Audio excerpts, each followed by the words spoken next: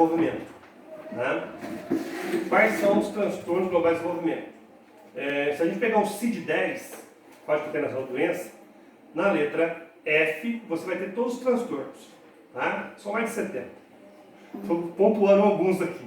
É o que a gente chama de TGD, tá? Transtorno globais de desenvolvimento. Isso é disciplina em pós-graduação. Eu trabalho com essa disciplina. Então, aí você tem ali os mais conhecidos, né? Autismo, Hertz, Asperger, transtorno de conduta, transtorno comportamental e o TDAH. Tá?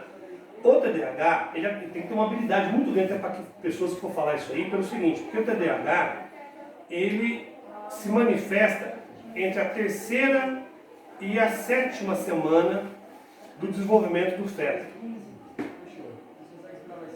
Da 3ª para a 7ª semana começa a ser formado o cérebro. Então, se a mãe não tem fenilalaina, ela não consegue quebrar o aspartame. E por que a mãe tem isso? Porque nos últimos 3 anos ela fez um regime. Houve um controle alimentar ou medicamental. Entendeu? Alterou. Aí ela não produz fenilalanina. Então aí ela não consegue quebrar o aspartame. Afeta a formação do cérebro. Entendeu? Interessante, né? Aí que está, gente. Só que ele vai se manifestar por volta de 3 a 6 anos de idade. Como qualquer transtorno, a gente começa a perceber a manifestação por volta de 3 a 6 anos. E é na escola que percebe. Entendeu?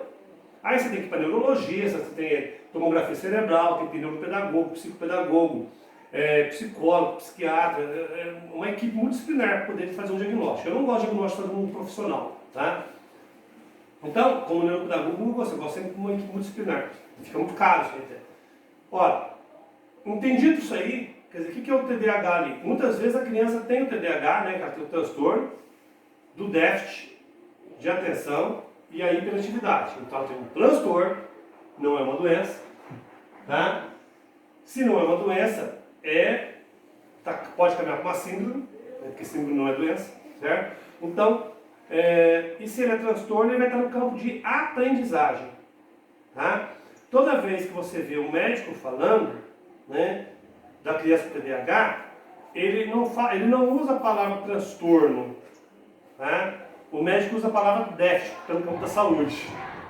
Quando está no campo da educação, os educadores só falam transtorno, que está no campo da aprendizagem. Tá? Então a psicopedagogia conseguiu fazer essa concentração perfeita. Então é transtorno, não é déficit. Tá? Então é transtorno do déficit de atenção e hiperatividade. Então está transtornado, está desequilibrado o processo de sinapse da ligação neurológica, tá? O processo de sinapse, que é a cognição que forma o pensamento, está despejando mais íon negativo do que íon positivo, tá? Nas glândulas de Hubbard. Daqui a pouco eu mostro no filme para vocês verem como funciona esse negócio aí, é um barato. Então, ele tem, porque numa descarga elétrica, né, quando está voltando a comunicação no cérebro, é produzido sódio, potássio e cloro. Tá? Então está produzindo mais sódio e potássio, não está produzindo cloro. Os meninos não estão permitindo. Aí, se está produzindo, tá vendo o transtorno que está ali? Que está com mais íons negativos que íons positivos. Tá? Ora, aí não forma cognição, por isso que dá o TDAH. Tá? Então eu tenho um transtorno, já deu para entender o transtorno agora que é, o déficit, já deu para entender, que é mais sódio, potássio, menos cloro, tá? Da aprendizagem, não forma o código, não decodifica. Ele não consegue conectar as coisas. E ele não está no nosso tempo. Os parietais, os lobos parietais dele não raciocinam no nosso tempo. Tá? Sacaram? E os lóbulos que trabalham com a espacialização ficam apavorados, porque não conseguem ficar fechado numa sala. Não tem noção de tempo. Como é que eu vou ficar fechado numa sala? Tá? Então, por fim, chega na hiperatividade, eu fico agitado. Certo? Então eu tenho que tomar cuidado com o meu tom de voz na sala de aula. Eu tenho que tomar cuidado com a minha forma de olhar. Meus olhos têm que cruzar os olhos dos alunos o tempo todo, porque aí ele passa a ter confiança em mim. Tá? Porque os olhos falam, né? Olha que interessante, vai puxando as coisas. Eu tenho que ser uma pessoa mais ou menos ajustada, vamos dizer assim, né? Então, não ajustada, mais ou menos ajustada. E aí, ele não consegue trabalhar 50 minutos. Mas, além dele ter essa hiperatividade, coitadinho, tá? Ele tem colegas que estão com SPA, Síndrome do Pensamento Acelerado. Porque em casa não tem uma educação correta e ficam horas além do necessário no computador, horas na frente do celular. E essa luz, essas bombas de elétrica que saem daí, deixa o nosso cérebro muito agitado, não consegue dormir. Entendeu? Aí dá o síndrome do processo de pensamento acelerado. Eles estão agitados na sala de aula, ainda tem um imperativo ali dentro, aí danou. Né? Ora, como que você controla isso? Por um lado, a aula expositiva não pode durar mais do que 9, 12 minutos. Eu tenho que saber o conteúdo, saber que tarimbar o conteúdo daquele dia de 50 minutos. Por isso, dividir as 20 semanas em 3 semanas. Tem que ter ajuda do pedagogo. Eu tenho que dar conteúdo dosado cada dia. Eu tenho que estar trabalhando de grupo em seguida. Porque eles retêm informação de 9 a 12 minutos. Isso que eu falei, o Hangout, né, o YouTube, a live, não pode chegar em 20. Até 20 já está muito. O ideal é de 9 a 12. Lembra que eu falei isso no vídeo anterior? Né? Então eu tenho que falar de 9 a 12 minutos. Eles não são como nós. Que aguenta uma aula de 50 minutos, o professor falando. Né? Até a gente cansar, imagina eles. Então a aula, a parte expositiva, tem que ser de 9 a 12 minutos. É o tempo de concentração que eles têm. Qualquer aluno, seja com TDAH ou um aluno dito comum, entre aspas, que tem o SPA, Síndrome do Pensamento Acelerado. Né? Então, e aí por isso que eu falei, se eu for dar bronca na sala, né, eu vou para a porta da sala, eu não vou bronca no quadro, porque senão a minha memória vai gravar ali. Toda vez que estiver no quadro, vai achar que vai vir bronca.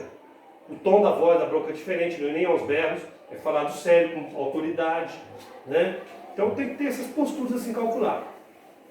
Por isso que a metodologia ativa trabalha com a cognição mental. Né? Essa questão do TDAH também é interessante de observar o seguinte: a própria alimentação desses alunos, por causa da ansiedade, está muito errada hoje em dia e ainda fica pior. Tanto quem está com pensamento acelerado, SPA, síndrome do pensamento acelerado, como também quem está com TDAH. Por quê? Se você for conversar com um odonto, um dentista, ele vai te falar que essa geração não vai ter dente ciso. Por que não vai ter dente ciso? Porque não está comendo mais comida mais duras, como a nossa geração comia, que exigia a função maior do maxilar, né? E com isso nasceu o dente ciso. Né? E isso tem tudo a ver com o processo de cognição nosso também. Por quê? Quem já foi alfabetizador sabe perfeitamente que a criança só consegue aprender a escrever depois que cai o primeiro dentinho. Tá?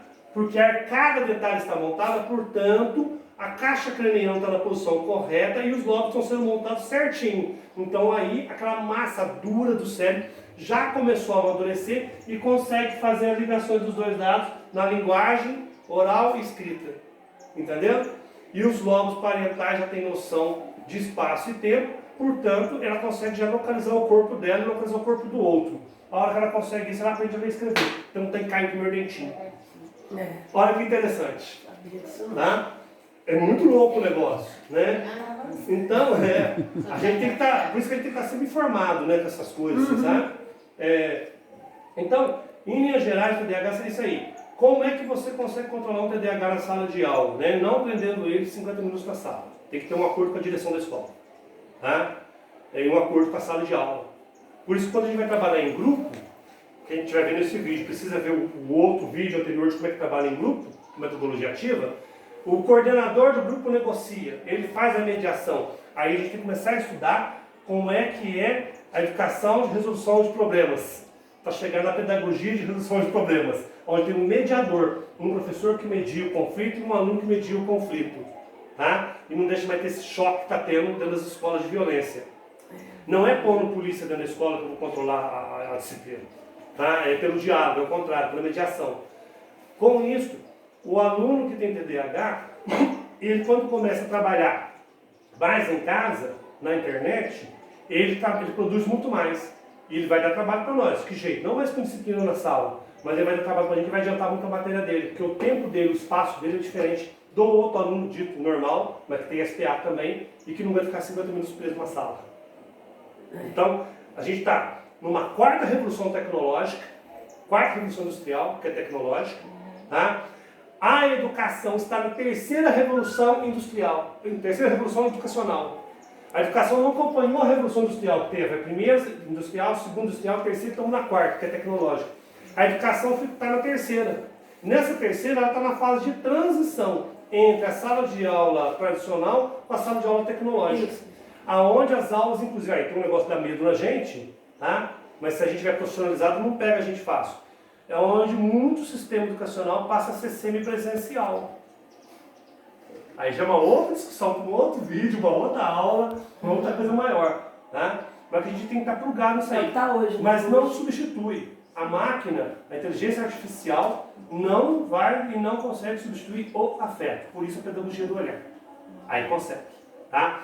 Mas o aluno com TDAH, você consegue colocá-lo com tranquilidade dentro do conteúdo, com material digitalizado, para ele fazer em casa. Ele cria o seu próprio tempo, cria uma disciplina dele. É interessantíssimo o negócio, tá? Então ele produz muito legal nessa hora, aí compensa. Na verdade ele vai